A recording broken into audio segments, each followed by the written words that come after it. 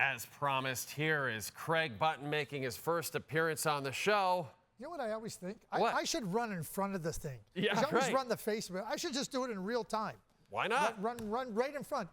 I mean, you could do it now, but we don't have that much time.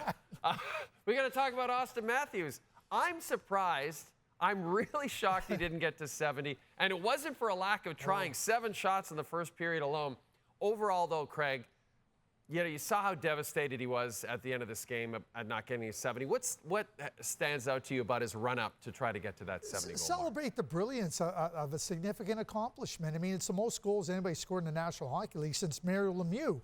And so you start to think about the category of player that Auston Matthews finds himself in. He's the planet's best goal scorer. And to your point, you're going, he knows it, he's closing in on 70, could have done it on Saturday versus Detroit, could have done it on Tuesday versus the Florida Panthers. Yep. And it wasn't from lack of opportunities. Nope. And we're talking grade A opportunities.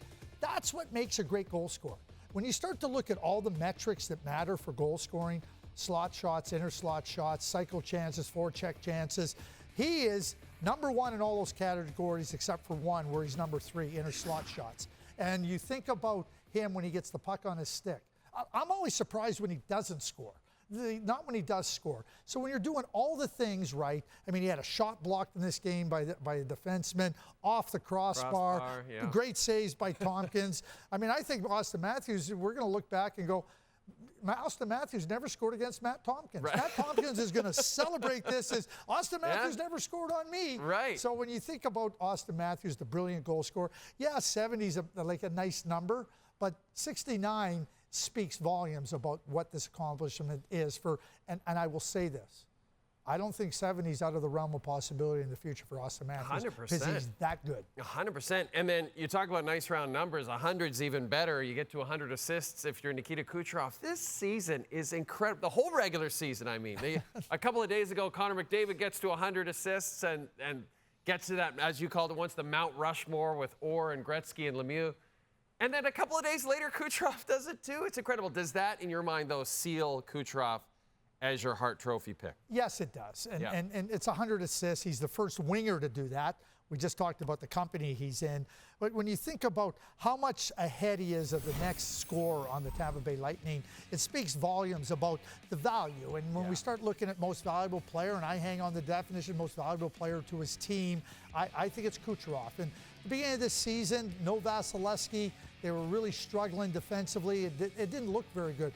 Kucherov was an exception to that. He did look good, and he really had his game in order, getting 100 assists. Much like Auston Matthews in this game, he was setting up everybody. I mean, Stamkos rang it off the post.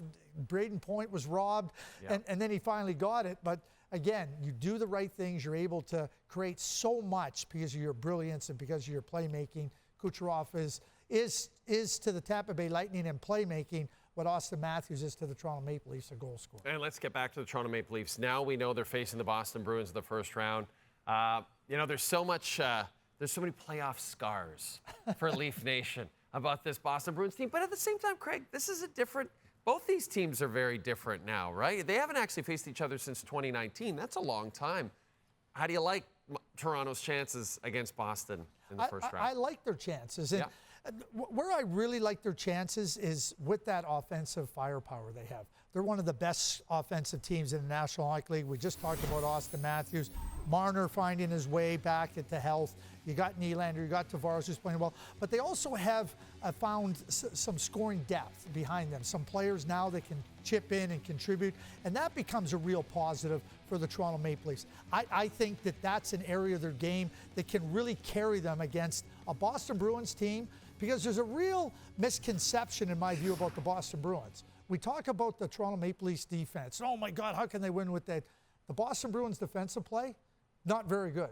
In fact, it's much worse than the Toronto Maple Leafs defensive play. So when you think about the offensive firepower that the Toronto Maple Leafs have, I think that's an area they can take advantage of. Okay. Because you look, Boston, the way they defend and everything. No, they don't defend very well. And I think that the Toronto Maple Leafs can take full advantage of that. Goaltending, bottom line, wasn't very good last year for the Boston Bruins. Right. I'm not worried about Samsonov. So now you start to look at areas where you can take advantage. That's where it's at. Craig, And yeah, this is wild. Leaf Nation, you're like the new leader of Leaf Nation. I am picking the Toronto Maple Leafs Whoa. to beat the Boston Bruins. Here we go. That will completely disappoint Bill Dotson because I was going back and forth a little bit with him. Long-time no more. TSN producer. I have put a stake in the ground, Billy. Sorry. I picked your Bruins to go all the way last year. They let me down. I'm not going with them this year. All right, so that means they'll probably win the cup. Greg.